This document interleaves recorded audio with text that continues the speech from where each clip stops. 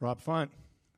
How's it going? Man, James, how you doing? Let's start first with the hair. What's up with this? Took it off. New bro. look? Just New Rob Font took it hair? off. New look.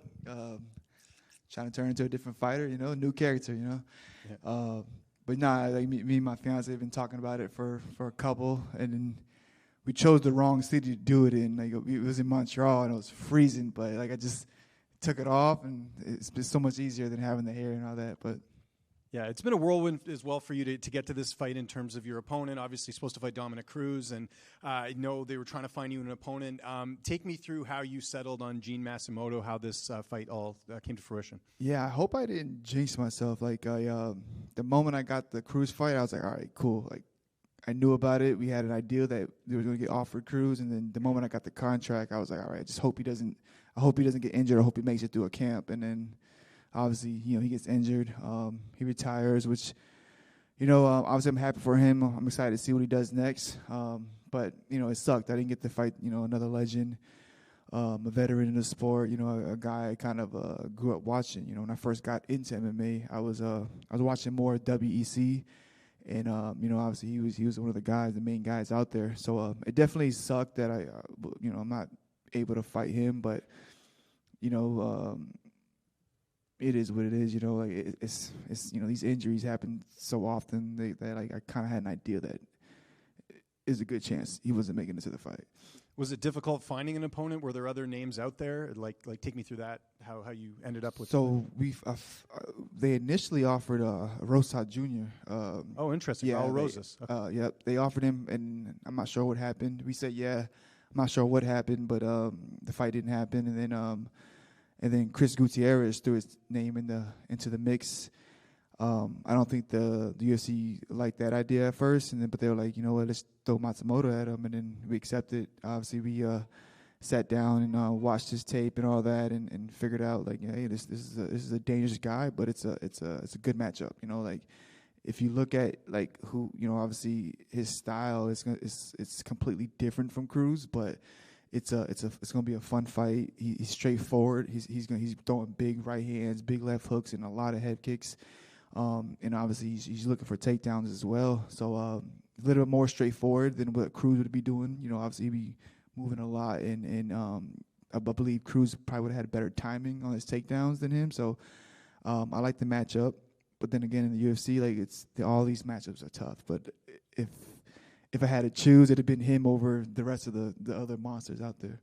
Yeah. Okay, that's interesting. And then I believe second camp at TriStar right ahead of this one. How was that? Obviously, Calvin had his fight. He was there with you. Yep. Who did you get to work with, and how did camp go? And how long were you there too, by the way? So I believe it was altogether 5 weeks. Camp went great. We were there nonstop every day, twice a day. It's a one-stop shop, from conditioning to pad work to jiu-jitsu to wrestling, all that. And it went great. Eamon helped out a lot. He was one of my main sparring partners. Obviously, Rob Rivas is always holding pads for me. So I've been working with him since the first day I got there.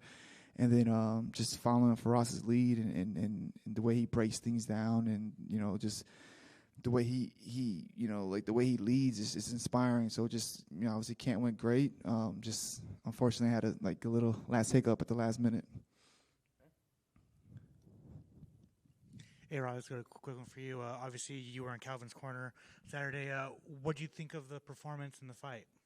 I think just a funky fight. Zalal had a funky rhythm. Took a while for Calvin to kind of catch up, and I think we just started a little too late. Obviously, Calvin's on a losing streak right now, but I mean you've been with him for several years, man. And I guess as a friend, as a training partner, as a teammate, like what do you think he needs to turn his career around? Yeah, man, I just starting a little quicker. That's all it is. If once Calvin starts a little quicker, he's taking out everybody, and I really believe that. If that Calvin that showed up in the third round shows up in the first round, that fight is just completely different. That's all it is really. Just pulling the trigger a little quicker, and he'll see. He's gonna start getting these finishes again. So, man, I just want to ask you, like, obviously you picked up a win in your last fight, but before that, I'm sure you had seen all the fans talking shit and saying like, "Oh, Font's done, Font's washed," blah blah blah, and then you go out there, you get a big win. They're like, oh, he's back. He's better than ever. Like, the fans can be very pickety and wish-washy. Just, I guess, did that bug you at all?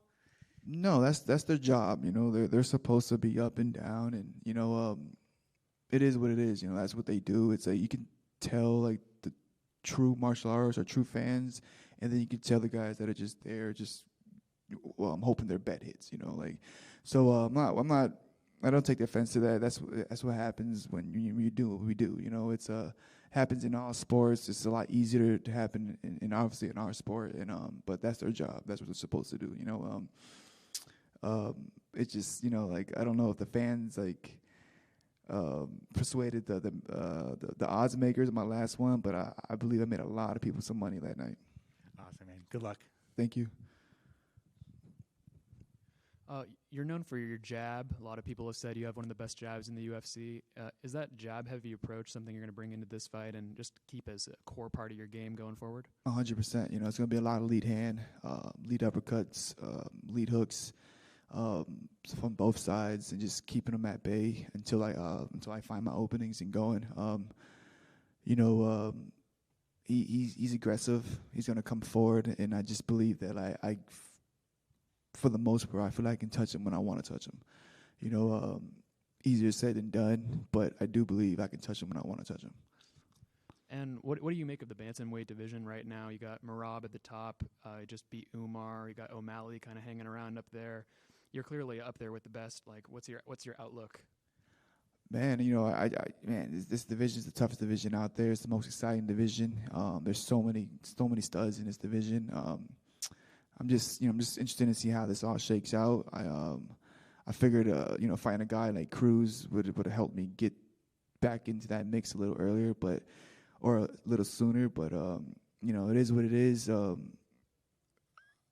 know, I obviously there's a lot of risks to fighting Matsumoto in this fight, and it probably won't do much for me as far as like moving me up when I win, but. You know, I'm just here to fight. I'm here to challenge myself, and I think this fight alone is gonna bring a lot out of me. Excited to watch.